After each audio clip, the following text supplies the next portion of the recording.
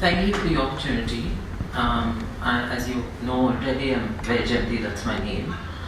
And I identify as a transgender person, as a transgender woman. And a small correction, I used to be with ITES, with Tata Institute of Social Sciences. I'm no longer with the Tata Institute of Social Sciences. Now, the time that I have is 30 minutes, and I'll structure it this way that I'll try to take you through some lived realities of the transgender people and my own personal narrative, and then move on to the socio-economic, macro-social view of how it is in India and perhaps all over the world. Vyjayanti is not the name that my parents gave me. My parents gave me a different name. I never identified with it. There was almost always a sense of disownment of the gender and name that I was assigned. I did not have a sense of ownership of the name or the gender that was assigned to me by my parents and society. Let's be aware that gender is almost always assigned. And what do I mean when I say it is assigned? In almost all cases, people confuse biological sex with gender. So much so in schools, on forms, in educational institutions and places of work, on forms or on applications, when people are required to declare their gender, it's often always written either as sex or as gender. So much so, both of them appear to be synonymous, which they are not. Biological sex is the body, the anatomy into which people are born, and biological sex is itself not binary. I repeat, it is itself not binary. Binary, just two choices, 0, 1, yes, no, male, female, and so on. So before I proceed to talk of my own narrative and the conditions in India and the world over, let's understand what gender is and what biological sex is. Gender is defined as how people wish to identify themselves, how a person would like to identify himself, herself, or themselves, and how the person would like the society to identify him, her, or them. While biological sex is the body, the anatomy into which a person is born, which includes the person's genitalia, the person's genetics, chromosomes, and so on. A short while ago, I mentioned that biological sex is itself not binary. The reason being, there could be children, and there are children, there are newborns with the genitalia of neither male nor female externally, which the babies don't seem to have either the male or female genitalia, or both. I repeat, or both genitalia, or partially formed genitalia of one and fully formed genitalia of the other. These are three possibilities, but there are multiple other possibilities. There could be babies that appear to be very male or very female, as male or as female as anybody else, but it's only upon attaining puberty that parents and the child realizes that the child has not attained puberty, has attained the age of puberty but has not attained puberty. Or the child may attain puberty, and eventually when the person gets married, or when the person's about to conceive or get married or date somebody, a person may not be able to conceive. So the person may have been raised socially as male or as female, as a man or as a woman, just as many of you here look as male as you do, or just as female as you do. But imagine somebody who's 24, 25 years old, who's just got married, is not able to conceive, husband and wife go to the doctor, and the doctor tells one of them or both of them, hey, you know what, while you've been socially raised as a man, you have a pair of ovaries inside your stomach. Or the woman being told that you have a pair of testicles inside your stomach. Now, such people may not necessarily feel gung-ho about it and declare to the world, hey, I'm transgender. Most often, more often than not, there's almost always a sense of shame and stigma attached to any gender other than male. And that's manifest in the fact that when an expectant mother gets to know, despite laws that forbid and criminalize gender determination, sex determination of fetuses, there's an ongoing practice in India yet where the biological sex of an unborn fetus is determined, and the pressure on the mother to deliver a boy, to deliver a male child is huge. It's enormous. It's so enormous that our country yet is a breeding ground for many such medical legal frauds run by doctors who determine the gender and biological sex and conflate both of them of unborn fetuses. So imagine the kind of pressure that parents and particularly mothers would face if they realize that they delivered a baby that's neither male nor female. And such babies have often, if not always, been handed down or handed over to hijra trans people, where mothers have said, you know, I already am under a lot of pressure to deliver a boy child, and this baby is neither male nor female. It tears my heart to give my child away, but I cannot raise this child. So often babies born as intersex, and this condition of being neither male nor female is called intersex, or being both, or being not fitting in conventionally into the definitions of male and female. But even before I go there, the very model of biological essentialism which determines what is male and what is female is structurally flawed, because it draws heavily out of religion, patriarchy, pitrasatta, pitraswamyam, magadu pedda, aadadi chinna, tandri इंडी पैदा, पितृसत्ता जो कहते हैं हिंदी में.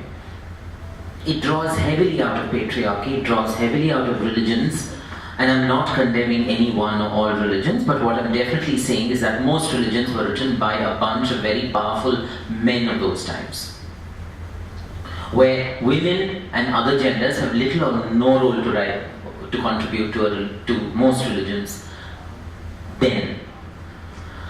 So it draws heavily out of these forms of social exclusions and structural violence. Now, coming back to where we are, and I hope that I have separated the gender from biological sex. I repeat, gender is how a person wishes to identify him, her, or them, and how the person wants the society to identify him, her, or them, and it is independent of the person's anatomy. It is independent of the person's body. Because it is very possible for women who've been socially raised as women to feel alpha male at some points of time or at many points of time. It's also very possible for men to feel very feminine and maternal at many points of time. And my friend Gauri Sawant, who's a transgender activist, has often said, and I quote her, being a mother is not about what lies between your thighs.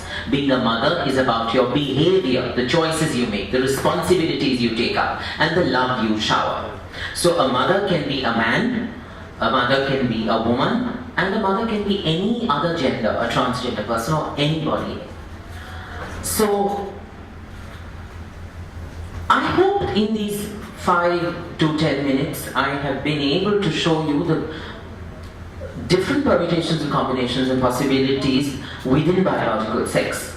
Now, coming to gender, an individual himself or herself or themselves can identify with multiple genders at different points of time. So when the Supreme Court and said that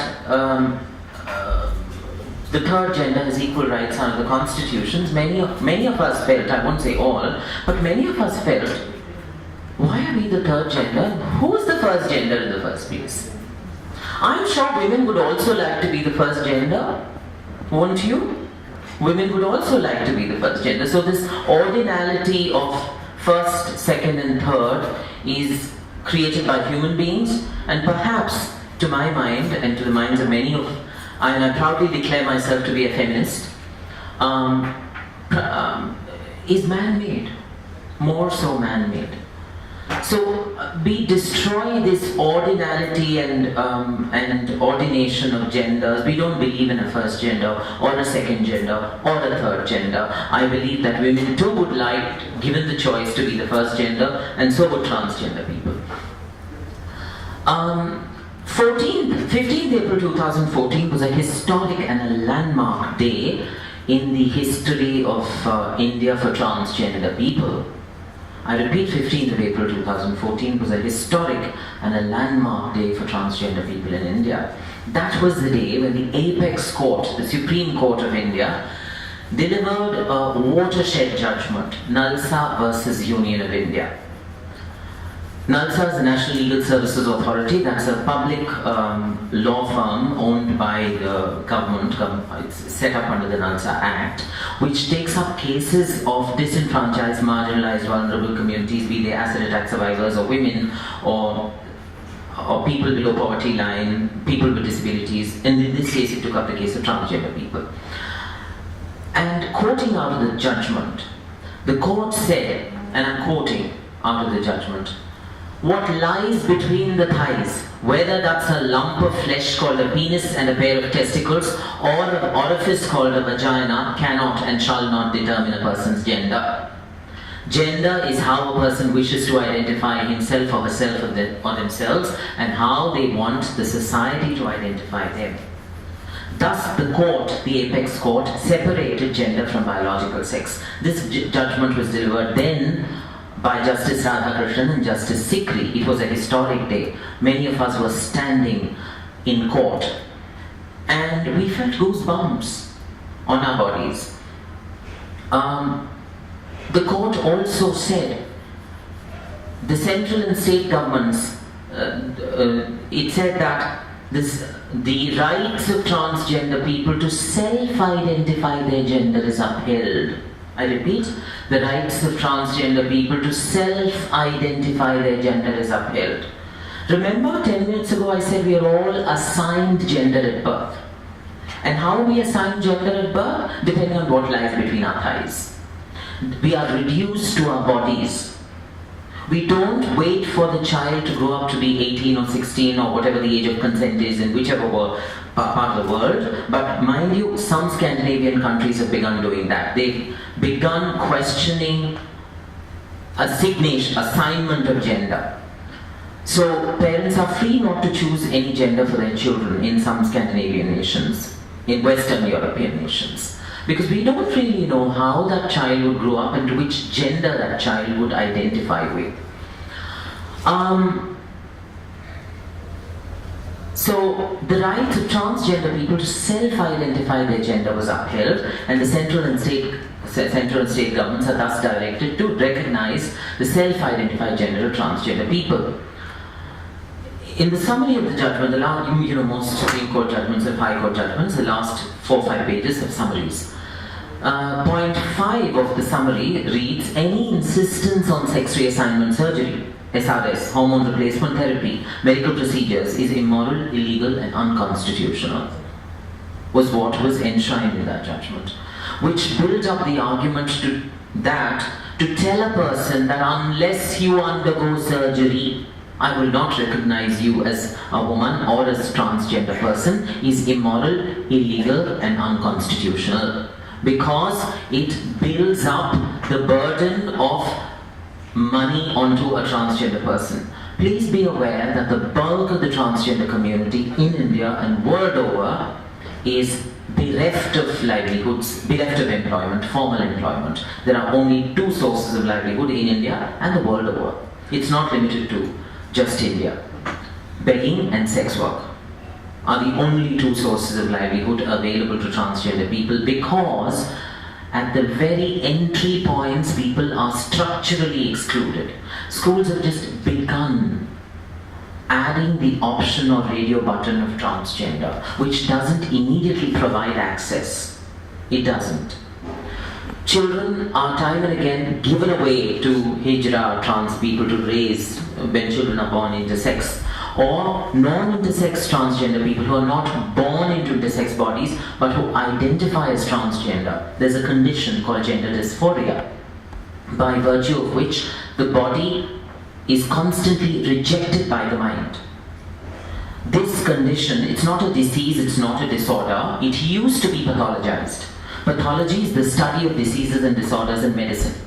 It used to be pathologized as gender identity disorder until the World Health Organization said, we're sorry, it's not a disease, it's not a disorder. Somebody's fair, somebody's not so fair, somebody's taller, somebody's shorter. So it's a genetic and an environmental difference. The debate is ongoing whether it's nature or nurture, but the current stand is that it's a combination of both. You cannot rule out the genetic component, nor can you entirely rule out the environmental component. So to tell people that, if you think you're not transgender, you will yourself that you're not transgender, you can live to be a non-transgender person, is an absolute load of nonsense. So, non-intersex transgender people who are not necessarily born into bodies that are different, who are born into bodies that could be male or female, but have no sense of ownership on the gender that's assigned to them, that condition is called gender dysphoria, which earlier used to be pathologized as gender identity disorder, and many transgender people were coercively sent to psychiatric homes to undergo electroconvulsive therapy, electric shocks, and antipsychotic drugs. And here I am, yours truly. I am one such person who survived that for 9 months when I was 20. And I testified about it in the Supreme Court when the Supreme Court's bench heard the case against 377. In the review petition, I gave a detailed affidavit that the criminalization and pathologization of identities other than male and female, or sexual orientations other than heterosexual orientations, would open the floodgates of medico-legal fraud like aversion, conversion, or reparative therapy. It masquerades in the form of aversion, conversion, and reparative therapy, where desperate parents who want their children to be heterosexual or cisgender is the opposite of transgender, which perhaps most of the society is.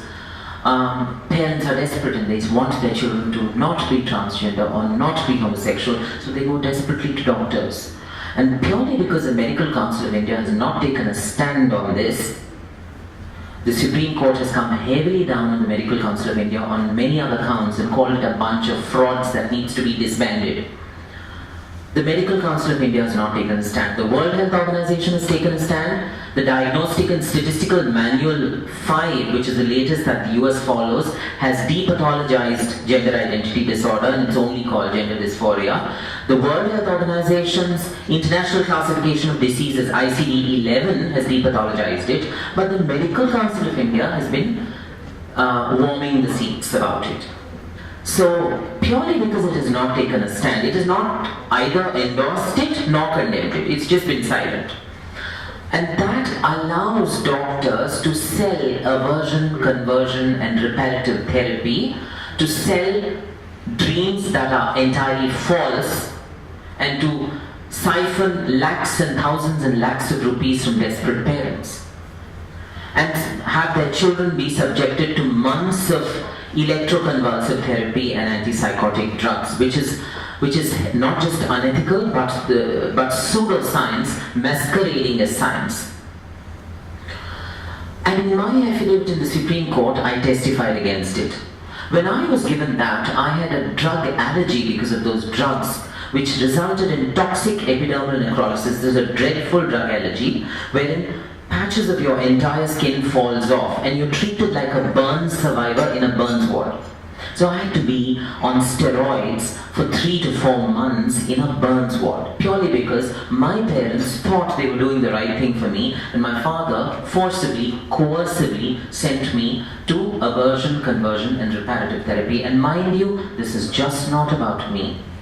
It would be an understatement and oversimplification to make it all about myself. It is about the teeming millions of transgender people who, according to the 2011 census, are 5 lakhs, which is heavily underquoted because after surgery, most transgender people, to escape the stigma of being transgender, do not report to the census enumerator that we are transgender. They would just say, I'm a woman. And we get subsumed under women. You understand what I'm saying? So we get reported as women. The global averages show, Professor Gary Gates is a professor of public policy in the University of California, and he's come up with a study that says at any given point of time, 5 to 6% of the population could be LGBT, and 1.5 to 2% of the population of any society, any geography could be transgender. Where are we trailing at? 1.4 billion, 140 crores. And 1% of that is 1.4 crores, 2% of that is 2.8 crores. And our census calls us 5 lakhs. It's a monstrosity that manifests as a structural exclusion, that you exclude us from enumerating us itself. Bulk of the transgender community is not on the system, because we have people who are only dependent on begging and sex work, who've been thrown out of homes from their families at the age of 10, 12, at birth, at 14, when they attain puberty at 16.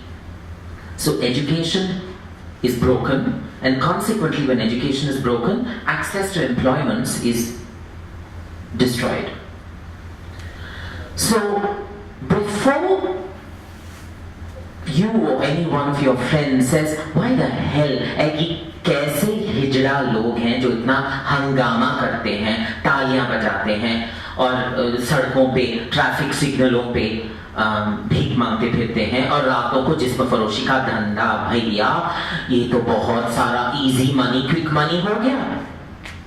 भाई आप जाके देखिए, do a work shadow, corporations do a work shadow, right? Do a work shadow what it is to stand on the roads and do sex work. People are dependent on subsistence and poverty wages of 20 rupees because people who come as clients are not some corporate honchos. Sometimes some IT professionals come, but most of the time they are auto balas, fruit vendors, chart and those, labor class, working class people who are themselves on poverty and subsistence wages and who cannot afford to give more than 20 or 50 rupees. So if she has to make a decent living out of that, make 500 rupees that day, she needs to prostitute herself into 50 times. And there are so many men who don't want to wear condoms. They openly tell people, condom nahi pehne ka. And that leaves the transgender community highly vulnerable to STI, sexually transmitted infection, HIV, AIDS and other opportunistic infections.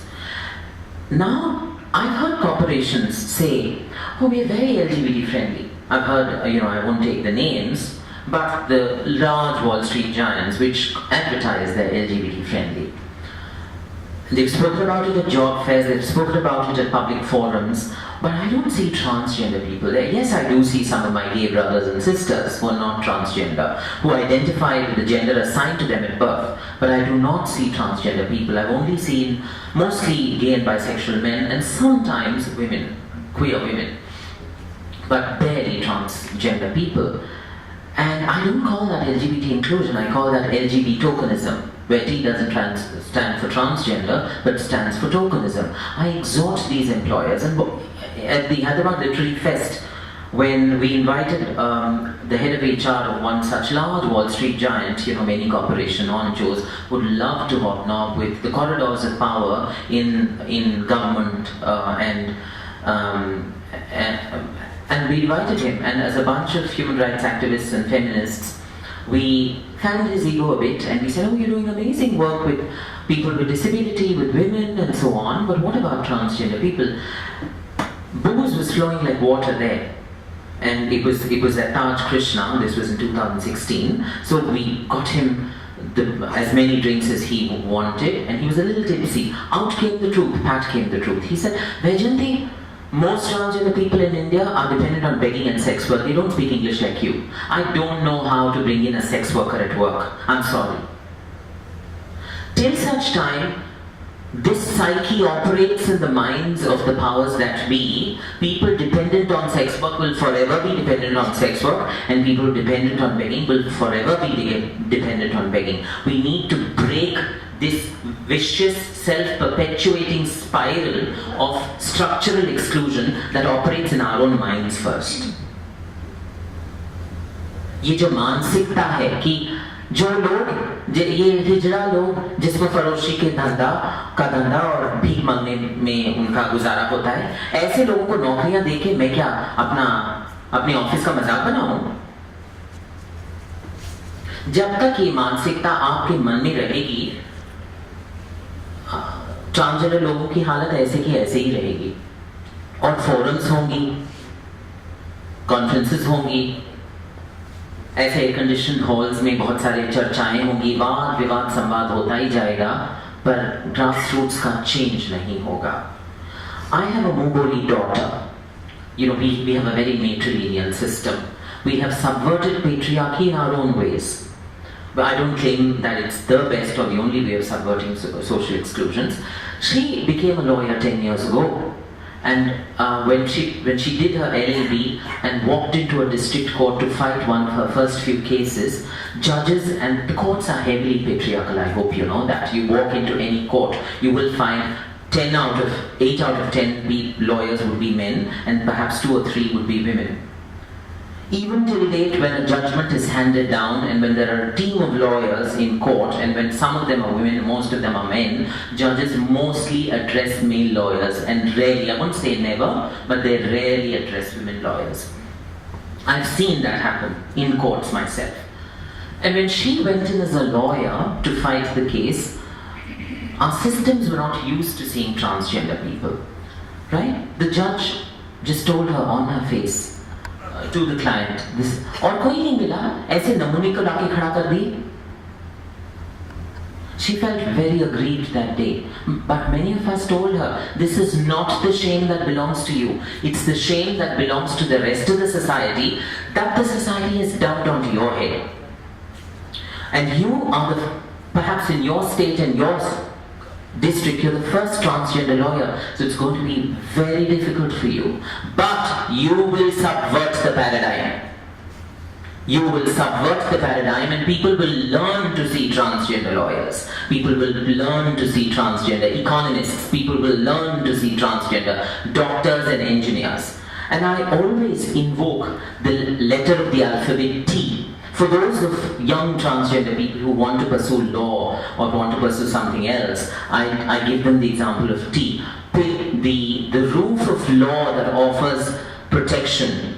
Law and statutes and an understanding of law offers you a roof of protection because you're legally trained. That roof cannot be held aloft. It cannot stand hanging in thin air all by itself. It has to be held upright by strong pillars of understanding of social sciences, economics, business. So I have almost always encouraged young transgender youth to study law, to study journalism, to study economics. Why was Ambedkar so successful? He was both a PhD in economics and a PhD in law. Yeah? So on that note, I exhort each one of you, before you condemn, criticize transgender people, I think it takes barely a second to ask ourselves, what have we done to bring about a change? What have we done to create opportunities? And it's not going to be an overnight change. Mind you, many of you who work in corporations, when there's a change of business cycles and when there's mass retrenchment, layoffs, imagine you've been a journalist, let's assume you've been a doctor and there's a huge layoff and you have to go do outdoor sales. Your heart would yet remain in that profession which you've done for years, and that's human psychology. So also, many transgender people, all that they know is begging and sex work. So when they first get their first job, the psyche almost always is, I have no clue, pata nahi kitne din tikungi yahan. So let me ensure that I have a finger in the earlier profession, because if I lose this, I have to go back there. So changes don't necessarily happen overnight. It's almost always a very painful, painstaking process, a glide path. And I exhort employers, I exhort the youth to do your bit.